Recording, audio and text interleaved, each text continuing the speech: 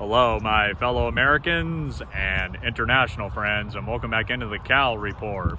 This is a special edition today as we are about to interview Villa Park City Councilwoman and former mayor of the city of Villa Park, Crystal Miles. She's running for the 37th State Senate District in 2024.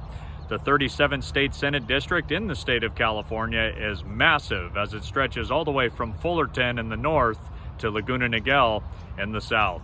It's a competitive district, and it's expected to be one of the most hotly contested legislative seats in 2024. So, without further ado, let's take you on over to Villa Park. All right, here she is. This is former mayor and city councilwoman for the city of Villa Park currently, Crystal Miles. Crystal, thank you for coming on to the podcast. Thank you. Thank you for having me. Absolutely. So we'll dive right in. So you and I talked before about parental rights in the current times. And you and I both agreed that it's going to be a huge issue in this next election for voters. On your campaign website, it says, quote, defend parental rights and education, more choice, reward excellence, end quote. Talk a little bit more about why this is so important in the current times. So parental rights are really important because the care, education, and upbringing belongs to the parents.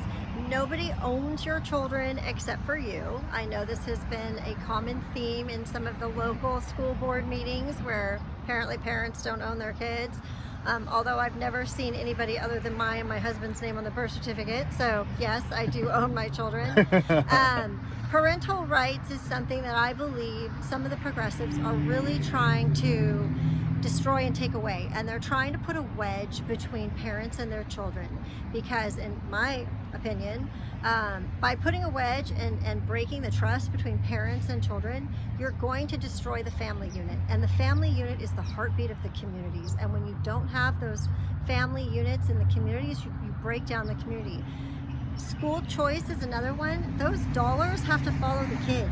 We cannot keep putting hundreds of thousands of millions of dollars into the education system. Our education system is the lowest. I think we're ranked near the bottom. I think bottom. We're probably number 49 or 50, something like that. Yeah. And that's entirely unacceptable. And even if you some of the opponents to this say, well, it was COVID. It's not COVID. We were low before COVID.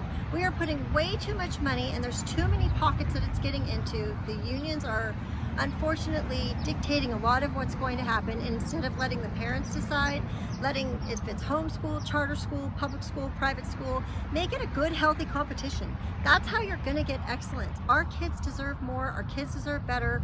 Our parents want to have the right to decide the upbringing and education of their children, not the government. And Crystal, when it comes to the subject of crime in California, I love what you put on your website, that you want to strengthen laws against dangerous criminals and keep violent felons locked up. It seems common sense, right? But unfortunately, the politicians in power seem to think otherwise based on what's been happening here in this state. You recently attended, though, a town hall in regards to the fentanyl crisis that's going on in the state of California right now. Orange Unified School District trustee Madison Miner was there. Orange County Sheriff's Department was there to talk about how serious this is. Talk about, though, like how serious this is and why we need to crack down on such things. Absolutely. So I was honored to partner with Madison Miner from OUSD. She's the current representative in Villa Park for our district, along with Chairman Board of Supervisors Don Wagner, Orange County Fire Authority, Orange County Sheriff Department, Orange County Public Health, and Villa Park High School. And we put on a fentanyl town hall as an awareness and education. Had a great attendance, great turnout. Some of my fellow council members also attended. And it was really to bring about the education of not only the fentanyl and what's going on and how they're upping their game in making these pills that are counterfeit that look like Skittles. This fentanyl problem with the border and the wide open border, the fentanyl is, it's dangerous. It's almost as dangerous as human trafficking. I think they say human trafficking is surpassing all that because you can use the child over and over and over again, yes, which is disgusting. Right. And there's a place in, I don't even want to say the word, where those people belong. But the crime is a huge issue, and I think the crime is actually higher than what we report because people just aren't reporting it anymore. Right. We're not enforcing the laws. We're handicapping and cutting our law enforcement officers off the knees. They're not able to enforce the laws. We've got these policies that are decriminalizing the criminals and criminalizing property owners and business owners, and it's got to be the other way around. Because I'll tell you, I'm trained, and someone comes to my home, then we're going to have a one-on-one, and we're going to have a come to God, meet Jesus. So I think we are something like 25 or 30% above the national average for crime.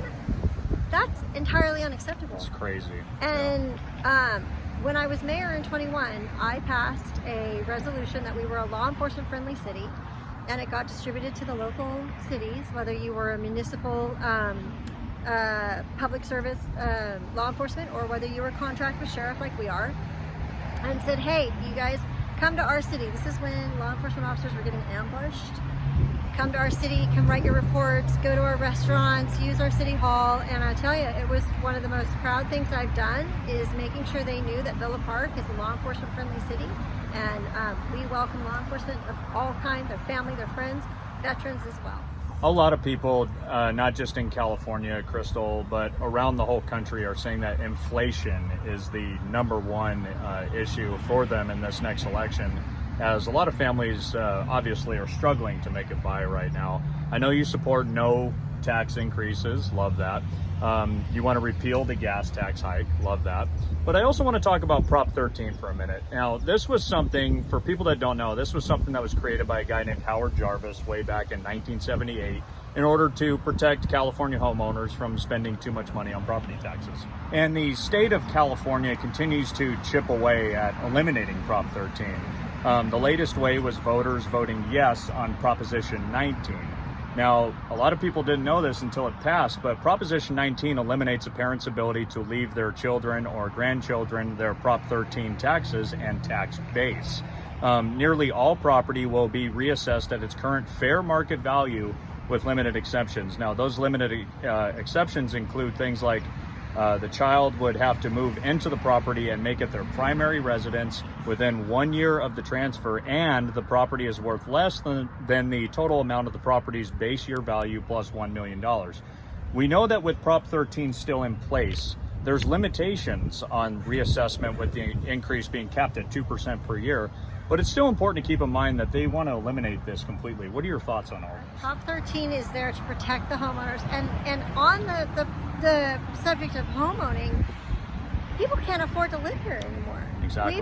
We've got college graduates with good degrees, and maybe they make six figures, or they've got their first job, and they can't even afford. The interest rates are out of control.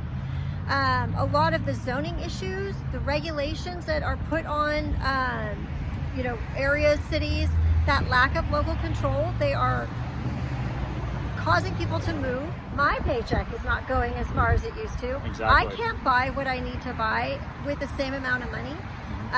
People are experiencing it, and I don't know who these people are that's saying that there's no inflation or the inflation has come down, because they clearly aren't buying gas. They aren't going to get groceries. They aren't having to try to make a budget to be able to, go out for a family bowling night. Right. It's ridiculous.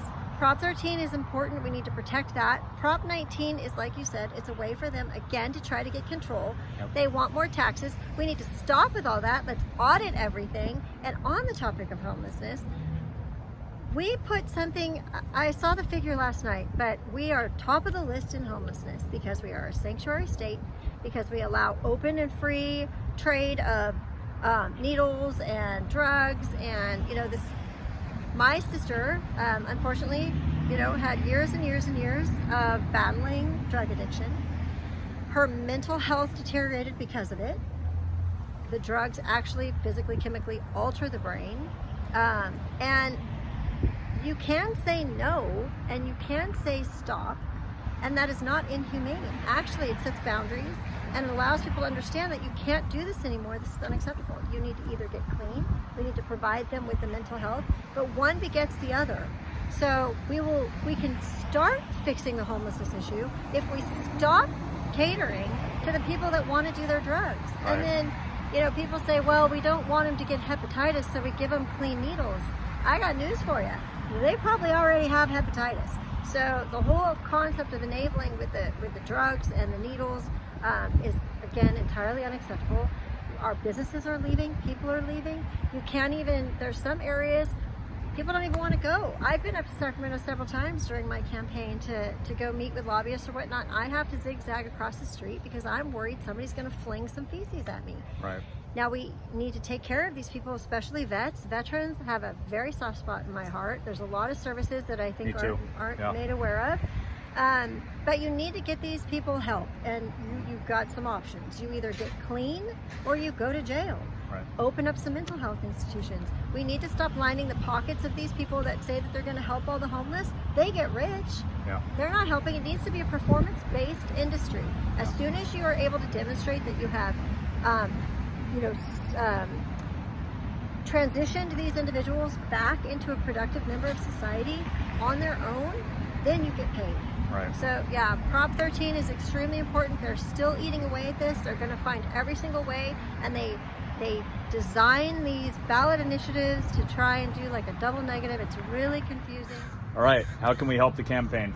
Well, James, thank you for having me do this. Absolutely. I would appreciate any support, word of mouth. If you want, go to my website, electmilesforsenate.com.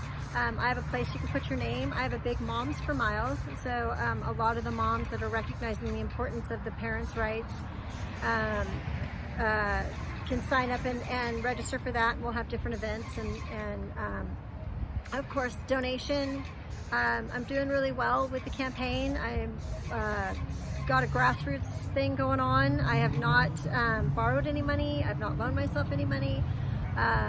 I have a lot of people that have never ever participated that are finally getting active, and they've chosen me to do that with, which I am super blessed with. So there's a big grassroots movement going on with this particular Senate district race. This is it. If we lose this, Dave Min is the current office holder, although he is giving up his seat to run for Katie Porter's congressional seat. So Josh Newman, who's in District 29, is getting redistricted, so he will be considered the incumbent for this area. And he only has about 10% of a base. So I'm the only woman on the ballot, and the only one with common sense, and the only one with children in the district and a business owner. So electmilesforsenate.com. I am blessed to be here. I feel God has a plan, and I'm in it. So we'd love to have you a part of it, and I really appreciate you and your time. So absolutely, we appreciate you. Crystal Miles, thank you for coming on. Appreciate it. That's it for today. Really appreciate you guys watching my video. As always, be sure to hit that like button or that plus sign, leave a comment, or please subscribe to the channel. Always appreciate it, guys. That's what's going on in California. Hey, God bless, take care, and I'll see you all next time.